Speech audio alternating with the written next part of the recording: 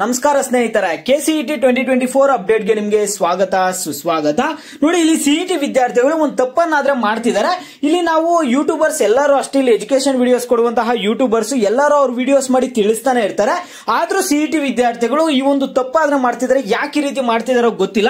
ವಿದ್ಯಾರ್ಥಿಗಳು ಏನ್ ತಪ್ಪು ಮಾಡ್ತಿದ್ದಾರೆ ಏನು ಅನ್ನೋದ್ರ ಬಗ್ಗೆ ಈ ವಿಡಿಯೋದಲ್ಲಿ ಡಿಸ್ಕಸ್ ಮಾಡೋಣ. ಎಲ್ಲರೂ ವಿಡಿಯೋ ಕೊನೆವರೆಗೂ ನೋಡಕ್ ಟ್ರೈ ಮಾಡಿ. ಅದಕ್ಕೆ ಮುಂಚೆ ಯಾರು ಚಾನಲ್ ಅನ್ನು ಸಬ್ಸ್ಕ್ರೈಬ್ ಮಾಡ್ಕೊಂಡಿಲ್ಲ, ಈಗಲೇ ಚಾನಲ್ ಅನ್ನ ಪಟ್ಟಂತ ಸಬ್ಸ್ಕ್ರೈಬ್ ಮಾಡ್ಕೊಂಡು ವಿಡಿಯೋಗೆ ಒಂದು ಲೈಕ್ ಆದ್ರೆ ಕೊಟ್ಬಿಡಿ. ನೋಡಿ, ನೀವು ಕೂಡ ಸಬ್ಸ್ಕ್ರೈಬ್ ಲೈಕ್ ಇಂದ ನಿಮ್ಗೆ ಇದೇ ರೀತಿ ಕಂಟಿನ್ಯೂಸ್ ಅಪ್ಡೇಟ್ಸ್ ಆದ್ರೆ ಸಿಗ್ತಿರುತ್ತೆ. ನೋಡಿ, ಈಗ ನಾನು ಡೈರೆಕ್ಟ್ ಆಗಿ ಟಾಪಿಕ್ ಗೆ ಬರ್ತೀನಿ. ವಿದ್ಯಾರ್ಥಿಗಳು ಏನ್ ತಪ್ಪು ಮಾಡ್ತಿದ್ದಾರೆ ಅಂದ್ರೆ, ಈಗ ಇಲ್ಲಿ ನಿಮ್ಗೆ ಆಫ್ಲೈನ್ ಅಲ್ಲಿ ಡಾಕ್ಯುಮೆಂಟ್ ವೆರಿಫಿಕೇಶನ್ ಗೆ ಕರೆದಿದ್ದಾರೆ. ಯಾವ ವಿದ್ಯಾರ್ಥಿಗಳದ್ದು ಸಮಸ್ಯೆ ಇದೆಯೋ ಅಂತ ಒಂದು ವಿದ್ಯಾರ್ಥಿಗಳು ಮಾತ್ರ ಏನ್ ಮಾಡ್ಬೇಕಾಗುತ್ತೆ, ಡಾಕ್ಯುಮೆಂಟ್ ವೆರಿಫಿಕೇಶನ್ ಹೋಗ್ಬೇಕಾಗುತ್ತೆ. ಓಕೆನಾ? ನೀವು ವಿದ್ಯಾರ್ಥಿಗಳು ಏನ್ ಮಾಡ್ತಿದ್ದೀರಾ, ಎಲ್ಲಾ ಒಂದು ವಿದ್ಯಾರ್ಥಿಗಳು ಈ ಒಂದು ರ್ಯಾಂಕಿಂಗ್ ಕೊಟ್ಟಿದ್ದಾರೆ ಅನ್ಬಿಟ್ಟು ಏನ್ ಮಾಡ್ತಿದ್ದಾರೆ ಅಂದ್ರೆ, ಈ ಒಂದು ರ್ಯಾಂಕಿಂಗ್ ಪ್ರಕಾರ ಎಲ್ಲಾ ವಿದ್ಯಾರ್ಥಿಗಳು ಇಲ್ಲಿ ಡಾಕ್ಯುಮೆಂಟ್ ವೆರಿಫಿಕೇಶನ್ ಹೋಗ್ತಿದ್ದೀರಾ. ಕೆಇಎ ಆಫೀಸ್ ಮುಂದೆ ಎಲ್ಲರೂ ಕ್ಯೂ ನಿಲ್ತಿದ್ದೀರಾ. ವಿದ್ಯಾರ್ಥಿಗಳು ಎಲ್ಲಾ ವಿದ್ಯಾರ್ಥಿಗಳು ಬರ್ತಿದ್ದೀರಾ. ಏನಕ್ಕೆ ನೀವು ಬೇರೆ ನಿಮ್ದೇನೋ ಸಮಸ್ಯೆ ಇಲ್ಲ ಅಂದ್ರೆ ನೀವ್ ಏನಕ್ಕೆ ಬರ್ತಿದ್ದೀರಾ ಅಂತ ಕೇಳಿದ್ರೆ, ವಿದ್ಯಾರ್ಥಿಗಳು ಕೊಡ್ತಿರುವಂತಹ ಉತ್ತರ ಏನಂದ್ರೆ, ಡಾಕ್ಯುಮೆಂಟ್ ವೆರಿಫಿಕೇಶನ್ ಸ್ಲಿಪ್ ಕೊಡ್ತೀರಾ ಅಂತ ಬಂದಿದೀವಿ ಅಂತ ವಿದ್ಯಾರ್ಥಿಗಳು ಹೇಳ್ತಿದಾರಂತೆ. ಓಕೆನಾ? ನಾವು ಎಲ್ಲರೂ ವಿಡಿಯೋಸ್ ಮಾಡಿ ತಿಳಿಸ್ತಾನೆ ಇದೀವಿ. ನೀವು ಎಲ್ಲರೂ ಹೋಗ್ಬೇಡಿ. ನಿಮ್ಗೆ ಯಾರಿಗೆ ಸಮಸ್ಯೆ ಇದೆಯೋ, ನಿಮ್ದು ಯಾರ್ದು ಕನ್ನಡ ಮೀಡಿಯಂದಾಗಿರ್ಬೋದು, ರೂರಲ್ ಸರ್ಟಿಫಿಕೇಟ್ ಆಗಿರ್ಬೋದು, ಮತ್ತೆ ನಿಮ್ದೇನೋ RD ನಂಬರ್ ಏನಾದ್ರು ಇನ್ಕಮ್ ಸರ್ಟಿಫಿಕೇಟ್ ಏನಾದ್ರು ಸಮಸ್ಯೆ ಆಗ್ತಿದ್ಯಾ, ಅದರದ್ದು ಹೈದರಾಬಾದ್ ಕರ್ನಾಟಕ ಸಮಸ್ಯೆ ಆಗ್ತಿದ್ಯಾ, ಮತ್ತೆ ಬರೀ ಇನ್ಸ್ಟ್ರಕ್ಷನ್ಸ್ ಬರ್ತಿದೆ, ಬೇರೆ ಡೀಟೇಲ್ಸ್ ಬರ್ತಿಲ್ಲ, ಈ ರೀತಿಯಾಗಿ ಸಮಸ್ಯೆ ಆಗ್ತಿದ್ರೆ ಮಾತ್ರ ನಾವು ಕೆಇಎ ಆಫೀಸ್ಗೆ ಹೋಗಿ ಅಂತ ಹೇಳಿದ್ರೆ ಎಲ್ಲಾ ವಿದ್ಯಾರ್ಥಿಗಳು ಹೋಗ್ತಿದ್ರು. ಎಲ್ಲ ಸರಿ ಇದ್ರು ಕೂಡ, ಡಾಕ್ಯುಮೆಂಟ್ಸ್ ಎಲ್ಲ ಸರಿ ಇದೆ, ಎಲ್ಲ ಒಂದು ಡಾಕ್ಯುಮೆಂಟ್ಸ್ ವೆರಿಫೈ ಆಗಿದೆ, ಎಲ್ಲದಕ್ಕೂ ಎಲಿಜಿಬಲ್ ಇದ್ರ. ಆದ್ರೂ ಎಲ್ಲ ಸರಿ ಇದ್ರು ಕೂಡ ವಿದ್ಯಾರ್ಥಿಗಳು ಏನ್ ಮಾಡ್ತಿದ್ರ, ಹೋಗ್ಬಿಟ್ಟು ಕೆಇಎ ಆಫೀಸ್ ಮುಂದೆ ಕ್ಯೂ ಅಲ್ಲಿ ನಿಲ್ತಿದ್ರ. ಏನಕ್ಕಂದ್ರೆ ವೆರಿಫಿಕೇಶನ್ ಸ್ಲಿಪ್ ಕೊಡಿ ಅಂತ. ನೋಡಿ, ಇಲ್ಲಿ ವೆರಿಫಿಕೇಶನ್ ಸ್ಲಿಪ್ ಆನ್ಲೈನ್ ಅಲ್ಲೇ ಕೊಡೋದು ಅಂತ ಕೆಇಎ ಅವರು ಆಲ್ರೆಡಿ ಹೇಳಿದ್ದಾರೆ. ಈಗ ವಿದ್ಯಾರ್ಥಿಗಳದ್ದು ಯಾರ್ಯಾರ್ದು ಏನೇನು ಸಮಸ್ಯೆ ಇದೆಯಲ್ಲ, ಅವ್ರು ಯಾರು ಈಗ ಡಾಕ್ಯುಮೆಂಟ್ಸ್ ವೆರಿಫೈ ಮಾಡ್ಸಕ್ ಹೋಗಿದ್ರು, ಅವ್ರಿಗೂ ಕೂಡ ಏನಾಗಿದೆ ಅಂದ್ರೆ, ವೆರಿಫಿಕೇಶನ್ ಸ್ಲಿಪ್ ಏನ್ ಕೆಇಎ ಕಡೆಯಿಂದ ಕೊಟ್ಟಿಲ್ಲ.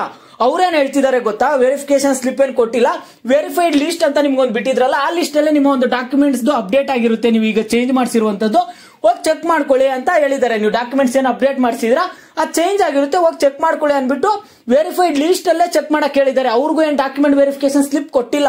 ಆನ್ಲೈನ್ ಅಲ್ಲಿ ಕೊಡ್ತಾರೆ. ಯಾಕೆ ಸುಮ್ನೆ 500 ಕಿಲೋಮೀಟರ್ 600 ಕಿಲೋಮೀಟರ್ ದೂರದಿಂದ ಎಲ್ಲ ವಿದ್ಯಾರ್ಥಿಗಳು ಕೆಇಎ ಆಫೀಸ್ ಬಂದಿದಾರಂತೆ.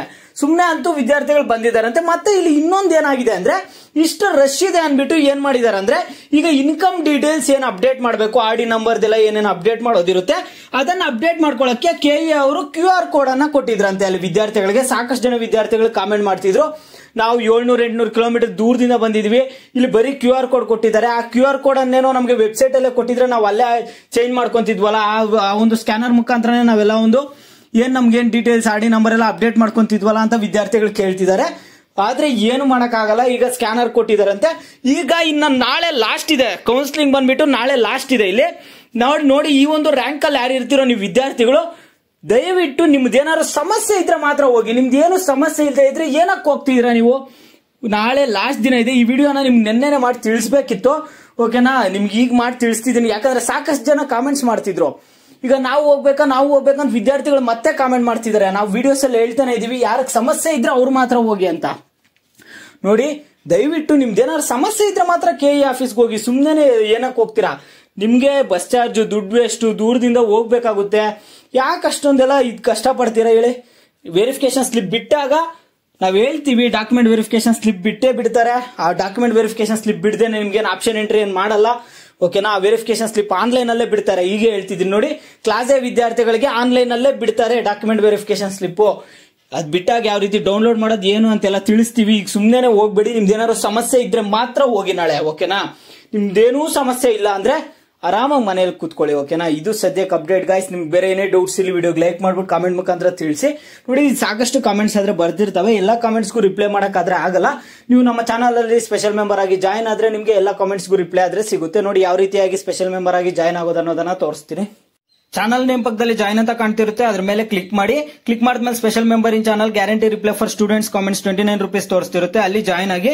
ಜಾಯ್ನ್ ಆದ್ಮೇಲೆ ನಿಮ್ಮ ಒಂದು ಪೇಮೆಂಟ್ ಆಪ್ಷನ್ ತೋರಿಸುತ್ತೆ. ನಿಮ್ಮ ಪೇಮೆಂಟ್ ಆಪ್ಷನ್ ಅನ್ನು ನೀವು ಕ್ಲಿಕ್ ಮಾಡಿಬಿಟ್ಟು ಸಬ್ಸ್ಕ್ರೈಬ್ ಕೊಡಿ. ಸಬ್ಸ್ಕ್ರೈಬ್ ಕೊಟ್ಟಾಗ ನಿಮ್ಮ ಒಂದು ಜಿಮೇಲ್ ಪಾಸ್ವರ್ಡ್ ಕೇಳುತ್ತೆ. ಪಾಸ್ವರ್ಡ್ ಎಲ್ಲ ಎಂಟರ್ ಮಾಡಿ ಪೇಮೆಂಟ್ ಸಕ್ಸಸ್ಫುಲ್ ಆಗಿ ಮಾಡಿದ್ಮೇಲೆ ನೀವು ನಮ್ಮ ಒಂದು ಚಾನಲ್ ಸ್ಪೆಷಲ್ ಮೆಂಬರ್ ಆಗ್ತೀರಾ. ಮತ್ತೆ ನಿಮ್ಮೆಲ್ಲ ಕಾಮೆಂಟ್ಸ್ಗೂ ರಿಪ್ಲೈ ಆದ್ರೆ ಸಿಗುತ್ತೆ.